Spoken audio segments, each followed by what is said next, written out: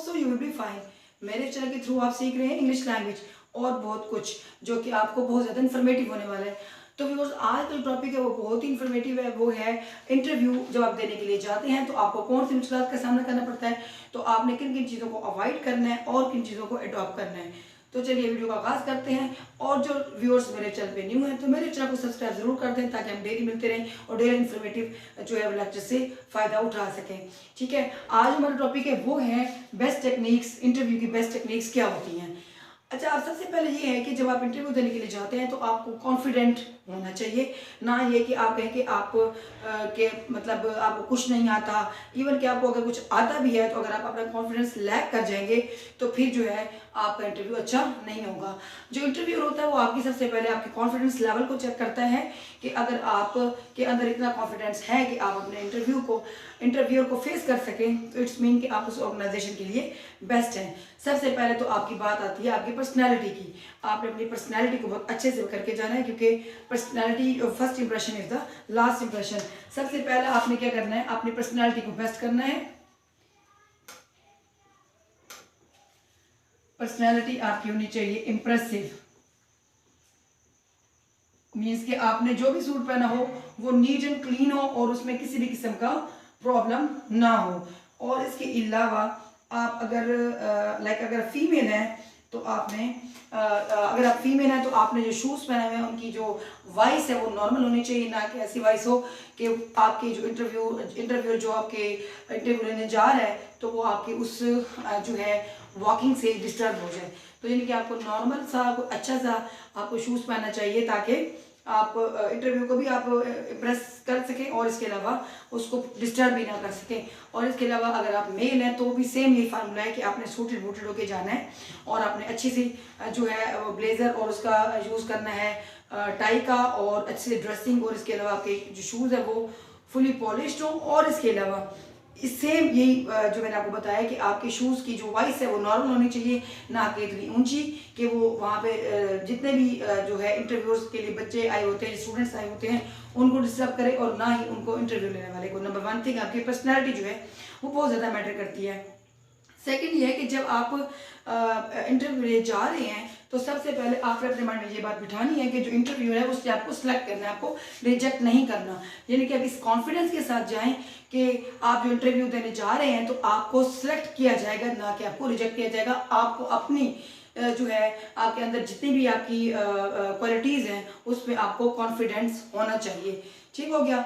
और third point में आपने एक बात का ख्याल रखना है कि जब आप जिस भी टॉपिक के बारे में इंटरव्यू देने जा रहे हैं आप उसकी वेबसाइट को गो थ्रू करें और देखें कि उनकी ऑर्गेनाइजेशन में कौन कौन सी चीज़ें चल रही हैं और आपको जो है फर्दर किन चीज़ों पे आपको ग्रिप होनी चाहिए। तो आप अच्छे से प्रिपरेशन करके जाएं।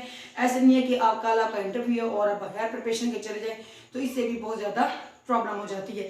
अच्छा, एक और मैंने आपको पॉइंट बताना था कि आप जब इंटरव्यू देने के लिए किसी रूम में एंटर होते हैं तो आपने खुद से जाकर ये नहीं कहना कि मेरी सीट, तो ये एक बैड इंप्रेशन जाता है। आपने सबसे पहले जो आपके सामने इंटरव्यूअर बैठे हैं आपने उसका वेट करना है कि वो आपको ऑफर करे कि आप हैव सीट प्लीज़। जैसे वो आपको हैव सीट प्लीज़ करे तो आपने वहाँ पर बैठ जाना है। और जब आप बैठें तो आपने एक और बात का ख्याल रखना है कि कुछ होते हैं लाइक पीपल, उनकी आदत होती है वो टांग पे टांग रख के बैठ जाते हैं। तो ये वाला जो इंप्रेशन है वो आपकी हम्बलनेस को शो नहीं करता बल्कि आपकी प्राउडनेस को शो करता है। तो आपने सीधे बैठना है, टांगें बिल्कुल सीधी रखनी है और आप बड़े कॉन्फिडेंस जो है वे में आपने अपना एटीट्यूड शो करना है। और इसके अलावा अगर आपके माइंड में ये हो जो आपके सामने इंटरव्यू बैठा है वो आपका कोई फ्रेंड है, कोई रिलेटिव है, तो इस तरह आपका जो कॉन्फिडेंस है वो लैक बिल्कुल नहीं होगा। अगर आप ये सोचेंगे कि आपके सामने एक बॉस बैठा है, बहुत बड़ी पर्सनैलिटी बैठी है, तो फिर इसमें आप अपना कॉन्फिडेंस लूज कर जाएंगे और अगर वो कोई क्वेश्चन करेगा भी सही तो फिर आपको प्रॉब्लम होगी। और एक और मेन पॉइंट मैंने आपको यहाँ पे ऐड करना था, मैंने आपको बताना था, वो ये कि जब भी इंटरव्यूअर आपसे इंटरव्यू करे तो आपने यस और नो में किसी भी चीज़ का आंसर करना है, ज़्यादा डिटेल में नहीं जाना।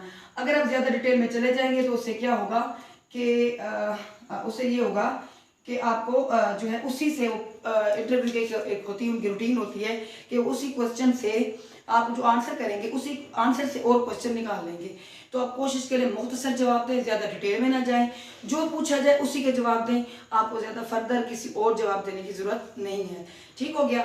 अच्छा जी, अब इसका जो नेक्स्ट दूसरा जो पॉइंट है वो ये है कि आपने अपनी वर्थ जो है वो उस ऑर्गेनाइजेशन को बतानी है, अपनी वैल्यू बतानी है कि आप अपने कौन से कलर उनकी ऑर्गेनाइजेशन में ऐड कर सकते हैं।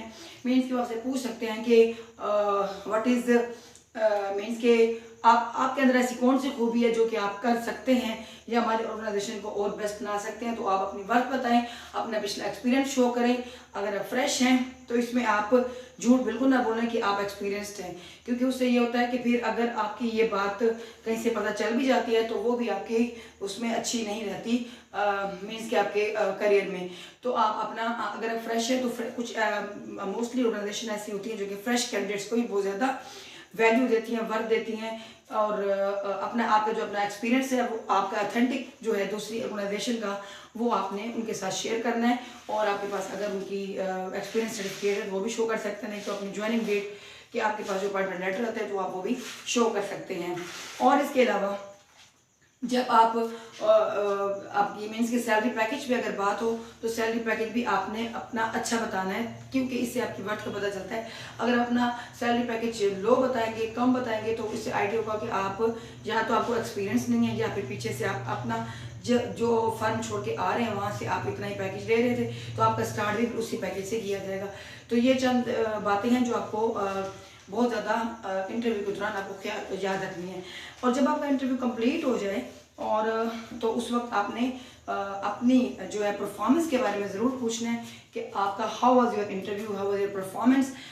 इससे भी उन्हें आइडिया हो जाता है कि आपकी जो है इस मामले में भी आप अपने जो है ना कॉन्फिडेंट हैं और अपनी वैल्यू और वर्थ जो है वो आप बता चुके हैं और फर्दर अपनी होप रखना चाहते हैं कि मैं जो है अभी होप रखूं या न रखूं यहाँ पे आने की। उससे ये फ़ायदा हो जाता है कि आपको पॉजिटिव या नेगेटिव आंसर का कुछ भी क्लू मिल जाता है, तो फिर आप उससे जो है फर्दर उसे आप मीन्स के होप रख लेते हैं कि नेक्स्ट डे आपको कॉल की जाएगी या नहीं की जाएगी।